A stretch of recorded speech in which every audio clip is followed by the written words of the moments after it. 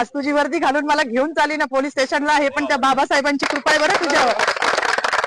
मला हसायला आलं, मी अजूनही आनंदी आहे, मला काही वाईट वाटत नाहीये. आणि ज्या संविधानाने आज मला ही ताकद दिली आहे, त्या बाबाला जेव्हा हे संपवायला जात आहे तेव्हा त्यांची ही लेख तेवढ्याच निडरतेने उभी राहिली आणि ह्याचा मला खूप अभिमान आहे. एवढीच माझी मागणी की त्यांच्यावर अॅट्रॉसिटी दाखल करावी, अन्यथा ह्याच ठिकाणी मी उपोषण चालू करणार आहे. केलंच आहे असं समजा. संविधान दिवस आहे हे सगळ्यांना माहिती आहे.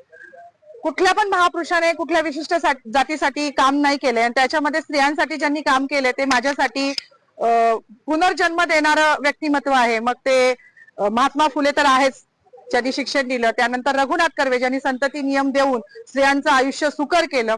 आणि तिसरे म्हणजे जे कायमच ज्यांना पिढ्यानपिढ्या त्यांचं ऋण फिटणार नाही असे डॉक्टर बाबासाहेब आंबेडकर, ज्यांनी हिंदू कोड बिल, म्हणजे आज मला शोकांतिका आहे की मी जेव्हा जय भीमचा नारा लावला तेव्हा मला पोलीस स्टेशनला घेऊन येणारी जी महिला होती तिला पण म्हटलं, बाई आज तुझी वर्दी घालून मला घेऊन चालली ना पोलीस स्टेशनला, हे पण त्या बाबासाहेबांची कृपा आहे बरं तुझ्यावर. मला हसायला आलं, मी अजूनही आनंदी आहे, मला काही वाईट वाटत नाहीये. माझी नोकरी, माझं प्रमोशन मला काहीच कळत नाही, कारण माझ्या बाबासाहेबांनी हिंदू कोड बिलाचा जो राजीनामा दिला होता तो माझ्यासारख्या महिलांसाठी दिला होता.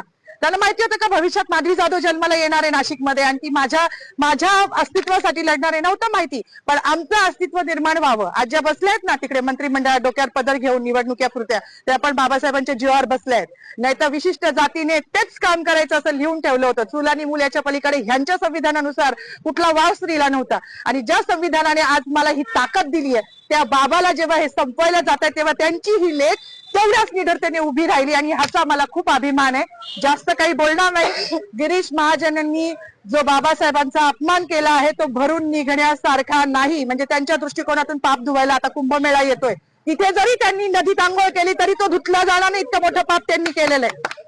त्यांचं पाप जेव्हा संविधानाच्याच मार्गाने त्यांच्यावर अॅट्रॉसिटी दाखल होईल ना तेव्हाच ते धुतलं जाईल.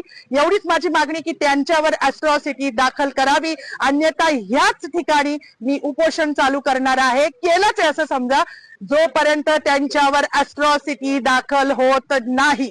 बाकी मला काही म्हणायचं नाही. पुन्हा एकदा जय भीम. डॉक्टर बाबासाहेब आंबेडकरांचा